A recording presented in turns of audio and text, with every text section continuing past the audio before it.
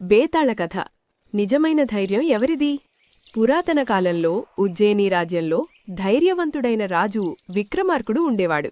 ఒకసారి అర్ధరాత్రి సమయం. శ్మశానంలో గాలి గుసగుసలాడుతూ ఉంది. రాజు తన భుజంపై బేతాళుడిని మోస్తూ నిశ్శబ్దంగా నడుస్తున్నాడు. అప్పుడే బేతాళుడు నవ్వుతూ ఇలా అన్నాడు, రాజా విక్రమా, నీకో కథ చెబుతాను. దానికి సమాధానం తెలిసినా చెప్పకపోతే నీ తల 1000 ముక్కలవుతుంది. రాజు నిశ్శబ్దంగా ముందుకు సాగాడు. కథ ప్రారంభం. వసుంధర అనే చిన్న రాజ్యం ఉండేది. ఆ రాజ్యంలో ధర్మసేనుడు అనే రాజు. ఆయనకు ఒకే కుమార్తె మధురవతి. ఆమె అందంలో, విద్యలో, ధైర్యంలో అగ్రగణ్యురాలు.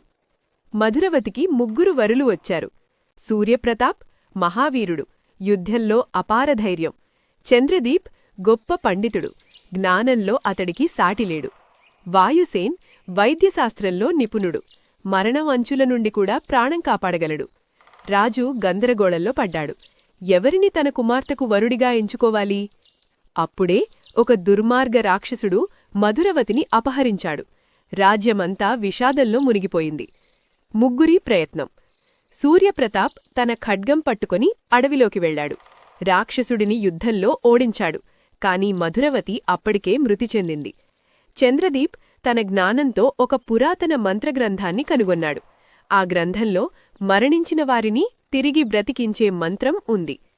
వాయుసేన్ తన వైద్య నైపుణ్యంతో ఆ మంత్రాన్ని ఉపయోగించి మధురవతికి ప్రాణం పోశాడు. ఆమె మళ్లీ బ్రతికింది.